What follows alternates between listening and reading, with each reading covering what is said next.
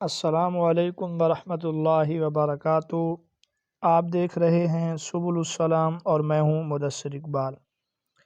کل کے انٹرویو کے متعلق کچھ سوالات موصول ہوئے، ان کے جوابات آپ کے سامنے ہیں۔ ایک سوال تھا کہ وجادہ کا لغوی معنی، تو وجادہ کا لغوی معنی ہے پا لینا، حاصل کرنا۔ سوال وجادہ کے متعلق پوچھا ہوا تھا۔ اصطلاحی مفہوم اس کا یہ ہے، کسی معروف شخص کی ہاتھ کی لکھی ہوئی کتاب حدیث پا لے، لیکن نہ تو اس سے سماع کیا ہو، نہ اجازت لی ہو، نہ ہی مناولہ کے طور پر لی ہو، ویسے کسی شخص کی لکھی ہوئی حدیث کی کتاب کو پا لے، اس کو وجادہ کہتے ہیں۔ اسی طرح ایک سوال عدل و احسان کے متعلق تھا، تو عربی میں عدل اسے کہتے ہیں کہ کسی بوجھ کو دو برابر حصوں میں اس طرح بانٹ دیا جائے کہ ان دونوں میں ذرا بھی کمی بیشی نہ ہو، جبکہ شریعت میں عدل سے مراد یہ ہے کہ جو شخص کسی کے ساتھ برائی کرے اس کے ساتھ اتنی ہی برائی کی جائے۔ اسی طرح ہر کام مناسب وقت پر کرنا بھی عدل ہے، اور ہر چیز کو موزوں مقام پر رکھنا بھی عدل کہلاتا ہے۔ واضح رہے، ظلم کہتے ہیں وضع الشیء فی غیر محلہ، کسی چیز کو اس کی جگہ پہ نہ رکھنا، کسی کو اس کا مقام نہ دینا جس کا وہ حقدار ہے، یہ ظلم ہے۔ تو اس کے مقابلے میں عدل یہ ہوگا کہ ہر چیز کو اس کے مقام اور جگہ پہ رکھنا۔ جبکہ احسان کا مفہوم، احسان کا لغوی معنی تو اچھا کرنا، عمدہ کرنا، بھلائی کرنا۔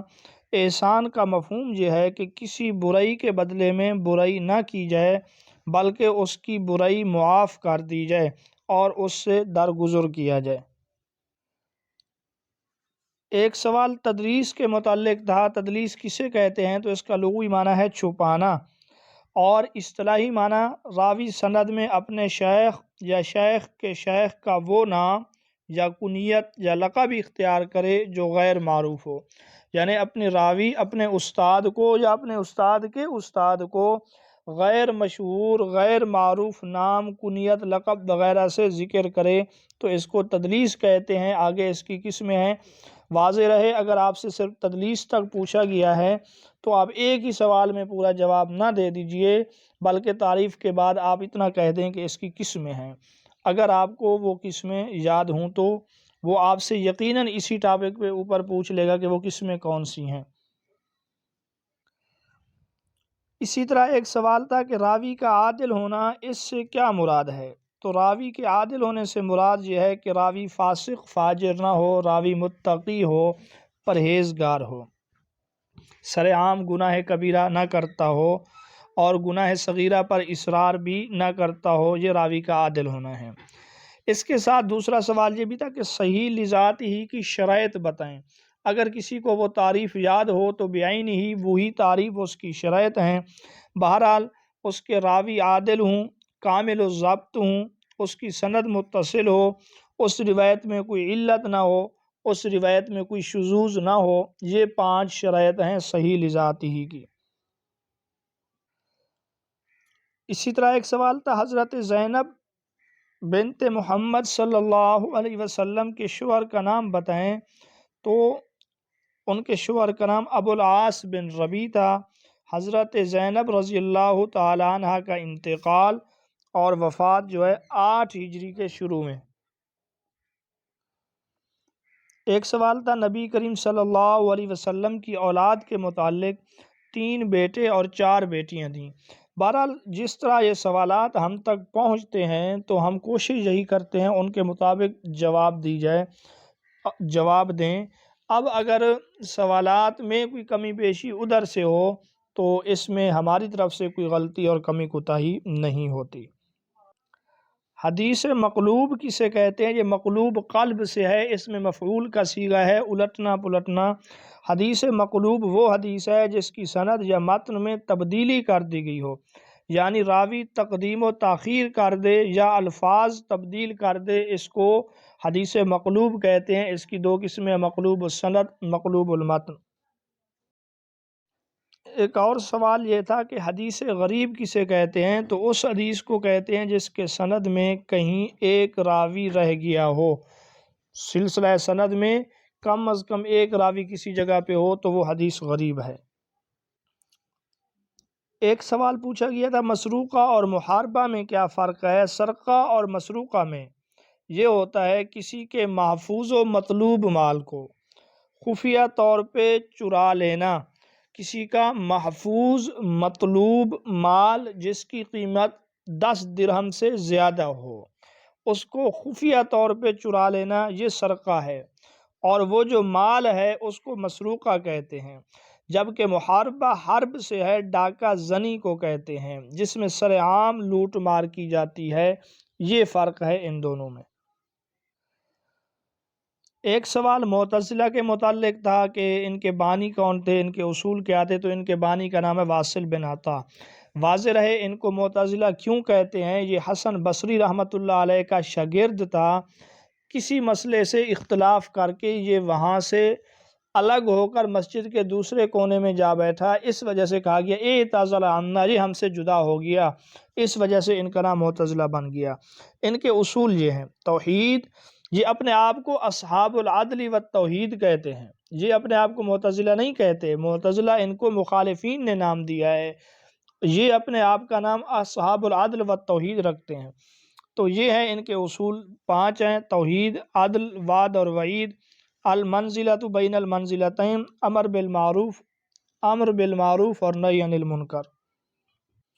اشاعرہ سے کون مراد ہیں؟